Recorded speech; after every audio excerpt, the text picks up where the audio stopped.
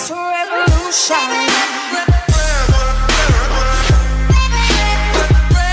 It's a revolution.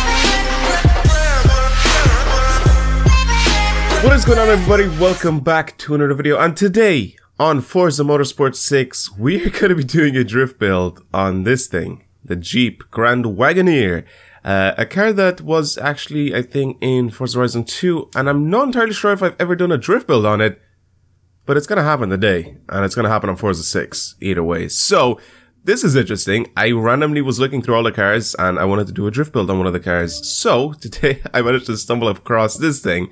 And it's just, it's hilarious to look at. Every time I look at it and I think about, I'm going to do a drift build on this thing, it's just funny to me. So let's see what else is here. So I guess we can get rid of all the chrome parts. I'll do that. First of all, a wing. Ooh, I can get rid of that. Yeah, sure. Let's do that. It'll save us a little bit of weight since this thing weighs as much as a house, and looks like a house as well. But what can we do here with the engine? I mean, this already has a V8 in it, which produces 144 horsepower, which is massive. It's absolutely insane. I'm just kidding. It's shit. It's crap. So we could put the 5.7 liter V8, or we could put a 7 liter Hemi in it. I am down with the Hemi. Let's pop a Hemi in this thing. 7 liter V8 Hemi. That's kind of awesome. Ooh, this is also all-wheel drive. I forgot about that. So we're gonna rear-wheel drive convert that shit. Go into... Should I supercharge it? I want to supercharge it instead of turbocharge it, but I don't know if I should. I mean, this thing already has a decent amount of horsepower. Yeah, we're gonna do it. I'm just joking. I'm not gonna hesitate on that. So I'll go with the tires, with some sports tires this time, since previously we went with some street tires.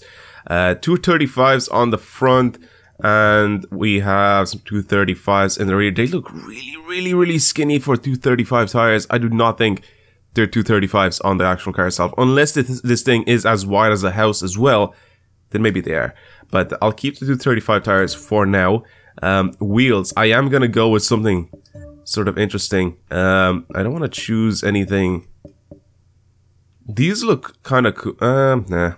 I want to choose some, like, a decent selection of, like, drift wheels. I don't know what to choose for this thing, but I want to make it so it has, like, the bottom half of it, like, not the actual thing, it's, like, not the car itself, but literally just the wheels and tires and everything. I just want that to look like it's literally from a drift car. So it'll be a little bit cambered, it'll be a little bit, it'll basically be a drift spec Jeep Grand Wagoneer. And it'll just be funny. These are amazing drift wheels, but I'm not going to put on this because they don't really suit it too much. Should we go some RPFs? Nah. Everybody chooses the RPFs. What else do they have here that I can choose for this thing? There are some decent wheels. Let me see here. There's a lot of wheels in this game. I mean, a lot of wheels. I'm digging that. There's some good selection of wheels here.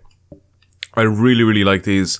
Not sure if I dig them in chrome, but I really like these. Yeah, I'm gonna put these on. Yeah, I'm definitely digging these. Also, we're gonna have to make them a lot bigger as well. So we're already at 15 inches. Bring these around, yeah, 20-inch wheels. Let's go. Let's bring them up to 20. Perfect. This is gonna look absolutely insane once it's lowered, and like it's just gonna be a drift spec Jeep Grand Wagoneer. It's gonna be awesome. All right, so pretty much buy everything else here. Prop shaft, everything else, the diff, the transmission, all that sort of stuff. Alright, and go into the brakes, obviously buy the brakes. Everything will just pretty much give it, ooh, it's already a little bit lower. Pretty much everything will give us obviously less weight, which we're actually going to need because this thing weighs a lot. And obviously this will give us a little bit of a customization or a modification or tuning that we're going to be able to do afterwards. I'm not going to put the roll cage in it. This now has 3,454 pounds. That is a huge drop. That is a huge drop. Okay, so in horsepower, how much horsepower should I go up in? I'm not going to go up too much. So 564. I'll go to around 580. Let's. What about the supercharger if I upgrade this? 71 horsepower, 635. Nah, it's a little bit too much. 572. Change the pistons. What else? The exhaust. Can I change the exhaust? 581.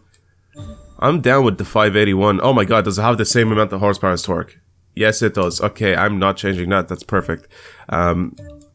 OCD kicking in my veins right now. Just kidding, but still. Okay, so, interestingly enough, 581 horsepower, 581 pound-feet of torque. And this thing looks kind of fun. I don't know why I went all the way out, but it's all good. I will go into... I'll have to go into tune, obviously. And let's just go on the track. Let's just go on the track first of all. We'll see what this thing drives like. What track should I go on? I don't even know what I should drift on. Let's go to Catalunya. Let's go to Catalunya. The school circuit.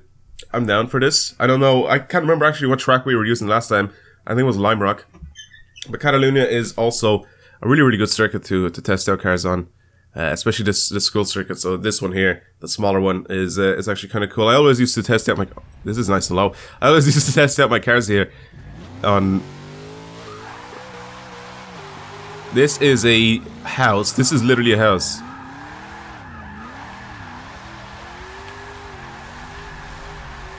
Oh my god.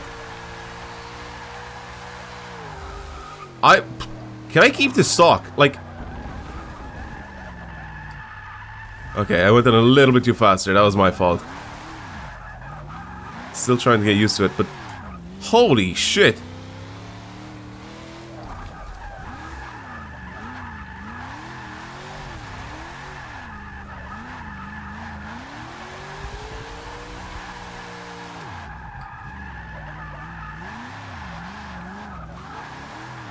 This is actually a really good car, stock. Oh my god.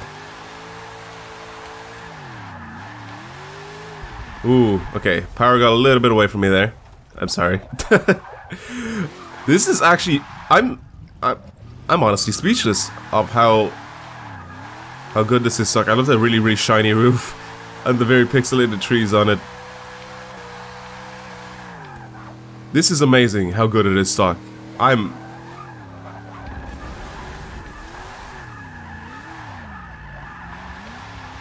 I'm legit speechless right now. This is so badass. So rear wheel drive with a 7-liter Hemi in it. And it's supercharged.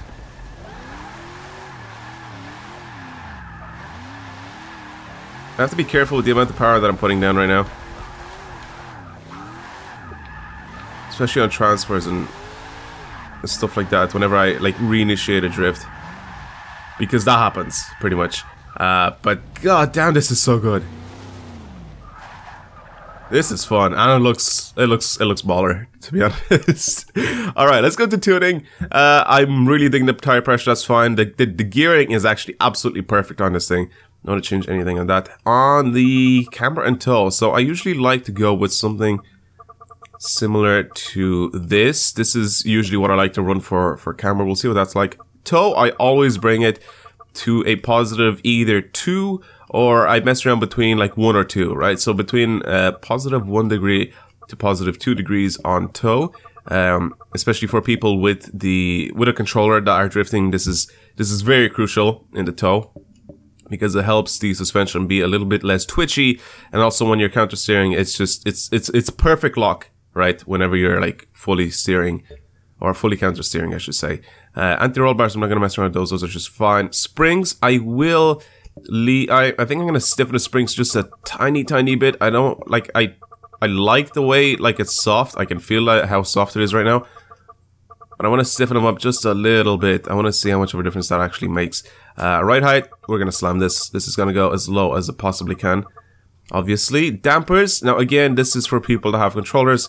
To help you guys out with a little bit less twitching, bring your rebound stiffness as far down as you can. Well, actually not as far down as you can, but around here.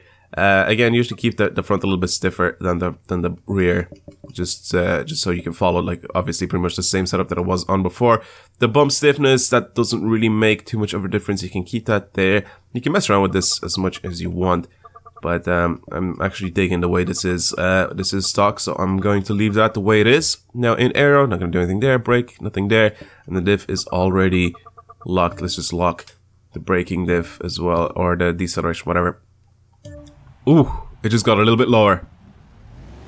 I like this. I didn't want to change the color of it either, because it's... it's perfect.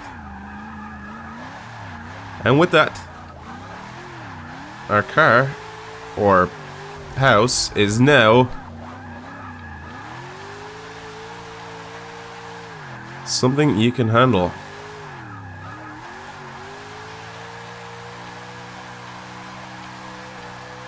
This is funny. This is fast. This is like actually fast. This thing has honestly surprised me so much. It is just such a weird thing that it works like so well. That's why it surprised me so much, and it's so good as well. Like I have so much precision over it that it's just like not even funny. But it's funny how it can still drift a lot better from this perspective than in the chase cam. I try my best in the chase cam to slide around, but this, oh, okay, I lost it. No, but still, I can slide a lot better. I can get like better angle and stuff like that when I'm in like first person mode or whatever, cockpit view.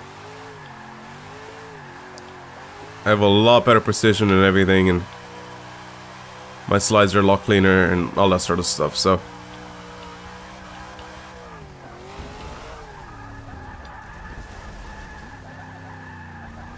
oh no, a little bit too fast. This thing's a boat, man. This thing's a goddamn boat. Alright. It's so good to drive. It's different, right? It feels like big to drive. It feels heavy.